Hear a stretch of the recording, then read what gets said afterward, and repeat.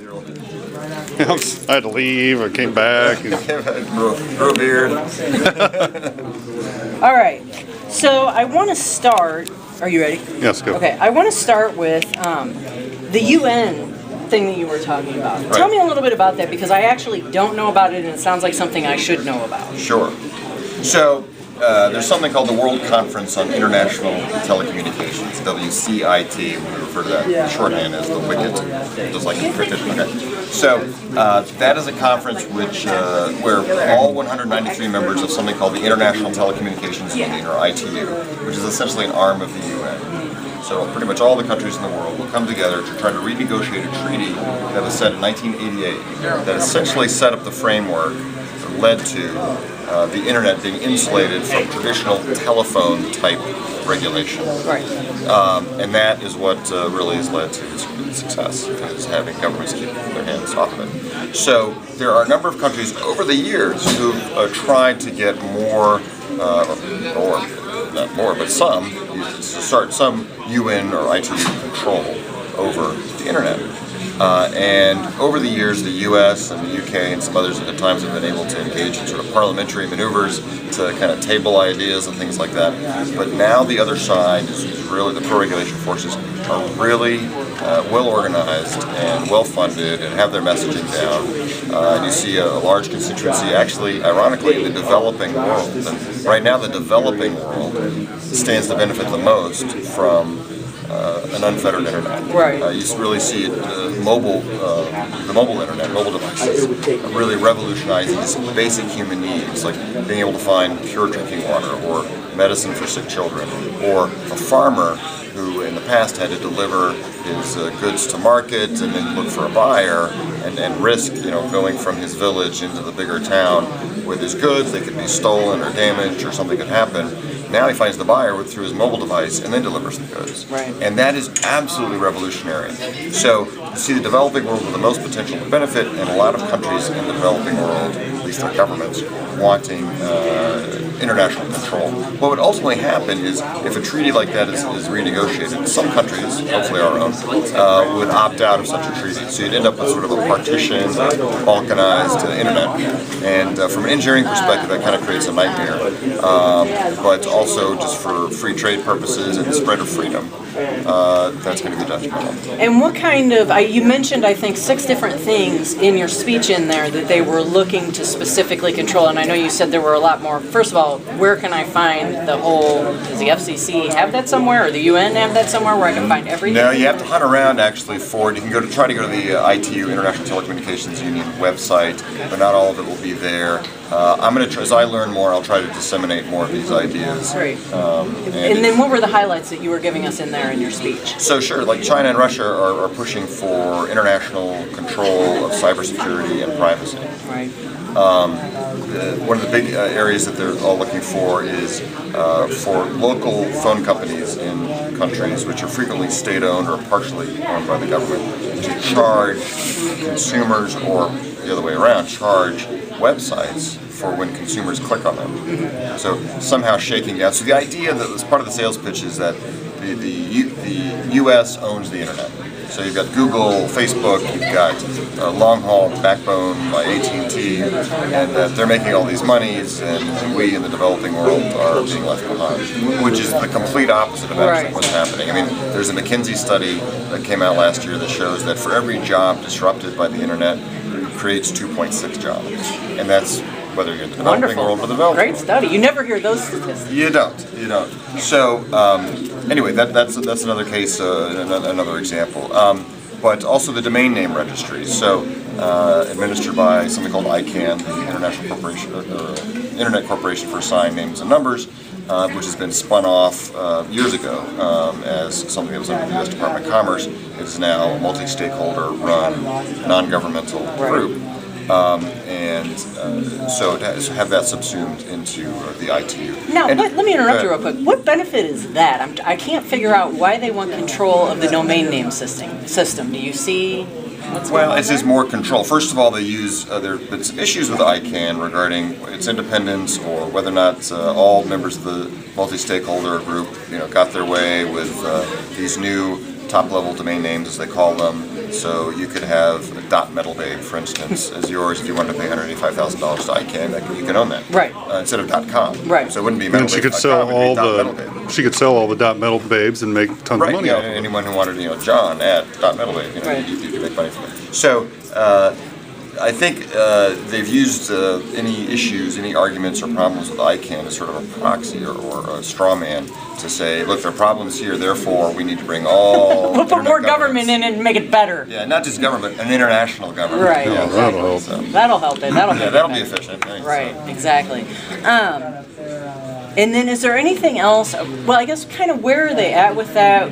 What kind of success does it look like they're going to have? I mean, how big of a threat is this really? You said they've been talking about it for some time now, but it's just come more to the forefront lately. So where are we at with that? Right, so starting February 27th in Geneva will be the next round of talks where a lot of regions, the IT is divided into 6 regions around the world, so like the Arab world or Latin America, they'll start presenting their ideas in the march towards this treaty negotiation in December in Dubai. So that happens here in just a couple of weeks at the end of February. So that's one step. Then in June, some more ideas are due. So we have between basically now and June to kind of get our act together because the jello really starts to harden more by June, and by December it could be rock hard in the form of a treaty. So there's not a lot of time. The U.S. has not named the head of its delegation to this. It's supposed to have an ambassador level head of our team to negotiate this. And I will say that the Obama White House, I've been in talks with them and throughout the administration, they're in agreement on the substance here, but we may disagree as to what the seriousness of the threat is. But if you go out into the internet community, whether it's corporations or nonprofits, internet society, anybody like that, these are the internet governance groups, again, these non-governmental, bottom-up, multi-stakeholder groups, they're very concerned, as are a lot of think tanks on both the left and the right in Western democracies. Well, it sounds like something we definitely need to keep an eye on, and I'm going to do some more research on that because that is one that's definitely flown under the radar. Now I want to switch gears a little bit, and I want to talk about something that's kind of new and up and coming, and it relates to the spectrum discussion you guys were having in there. I was doing some research recently on what they're talking about auctioning off the white spaces spectrum, the television spectrum that's no longer used with the advent of HD TV and whatnot.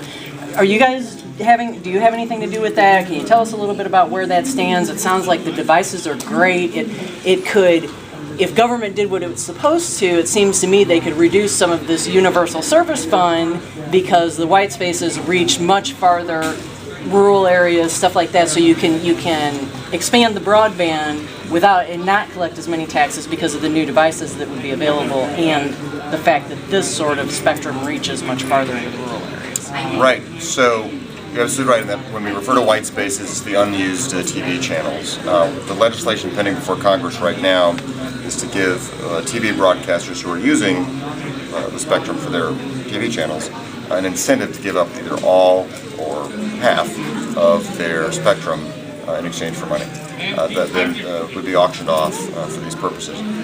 The amount of actual white spaces would remain pretty much constant. So when I talk about white spaces, in rural areas there are more white spaces because there are fewer broadcasters, right? It's just you're out in the middle of Wyoming, there's nothing there other than cows, and so you have lots of white spaces.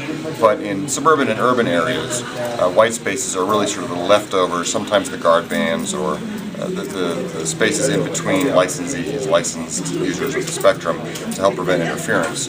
But you can have that used in an unlicensed way, the way we do Wi-Fi, with lower power devices. So if you think of a TV station, maybe 50,000 or 100,000 watts, a white spaces device might only be 4 watts or so, equivalent to your iPad or whatever you've got, your phone, etc.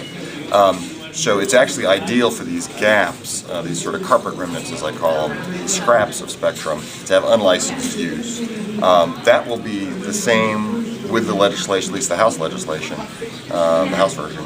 That'll be the same if that becomes law as it is today.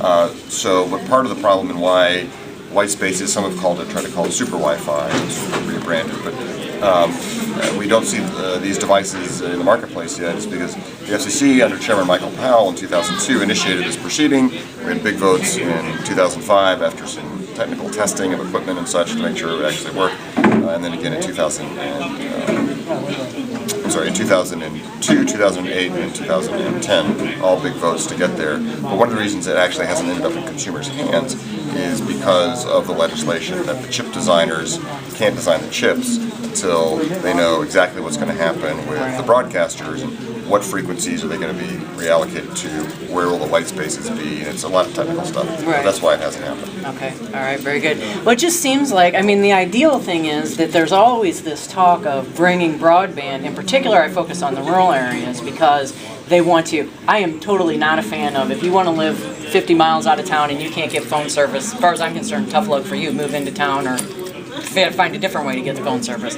But that's just me.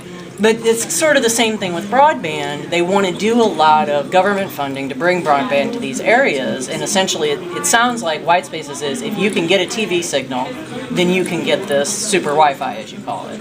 And so I think that, I mean, to me it seems like a great technology, and I would love to see them really get that out there. Well, also with super Wi-Fi, if we want to call it that, or white spaces, if it's unlicensed, and let's say you are in a rural area, you can have a white spaces device like a wireless router, essentially, in which backhauls to your cable modem, let's say, or backhauls maybe to satellite for wider distribution. So it actually is, you're absolutely right, it could be a very low-cost, quickly deployable technology to make sure anyone who wants cheap phone service can get it. Right, exactly.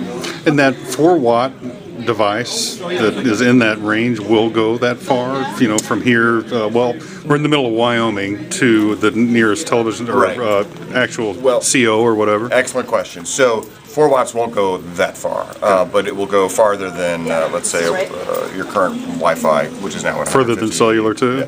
No, probably wouldn't go further than cellular, but what I'm saying is if you have like a hotspot, it can still go a distance, and backhaul it just gives you more spectrum reduced. So there's usually plenty of spectrum available in rural areas, so that's not as much the issue. It's deploying the infrastructure to transmit it. So whether it's a cell tower or what. But as I was talking also earlier about flexible use policy, which is if we can say we're going to use that frequency to bounce it off a satellite as well, it may or may not work, probably not as well in white spaces, but then that actually could help spur innovation and deployment and adoption as well. Yeah, now that's what we want. Let's spur innovation. There you go. We like that, getting out of the way. Yes, exactly. Okay, and then finally, I guess, is there anything else we need to know? What's the FCC working on? What big government stuff are you guys doing? So this year is a year where we are required by statute every 4 years, although the Commission's about 2 years late, to review our media ownership rules. How many radio and TV stations can one entity own in a market? Can you own a newspaper and a TV station in the same market? Right now there's a ban on that. It's been around since 1975. So that tends to generate some press and controversy. We've been very slow to act on it.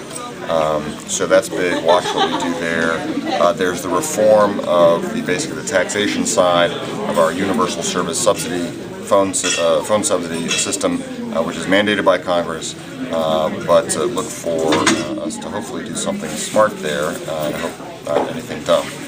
So that could affect anyone who pays a phone bill. Right. So those are two big ones. And then you never know, there's always some transaction that might pop up that we might screw up. So. What about net neutrality? Is it pretty much dead for right now? Well, it's not dead, actually, it's a rule right that's now. right. Yeah, it's before getting ready to go to court. That's right. It became effective November 20th. So there's kind of nothing until that case goes, right? Is it on, is it on hold? It hasn't been frozen by the courts. No. So nobody filed for the courts to freeze the effectiveness of the order. So it became effective November 20 of last year, 2011.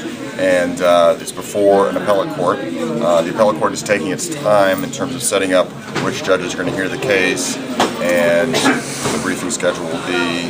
The concern there, though, is when the FCC loses, and I think it will, remember I voted against it, and I tried to help the court see the light with one dissent, that there's another proceeding open that the chairman opened in the spring of 2010 that would classify internet services as old-fashioned monopoly phone services, which would trigger this avalanche. And that's still open. That's still sitting there. Okay. So the idea being when the FCC loses under this other legal argument, that it would go to this next legal argument by just saying, oh, poof, the internet's not really different, it's just like an old monopoly phone service. And therefore all those old monopoly phone laws would apply to it. That would be devastating for investment, innovation, jobs, and all the international stuff we've been talking about. It would be a pretext for international regulation of the internet, like just like a phone company, sort of locking in the past. Okay.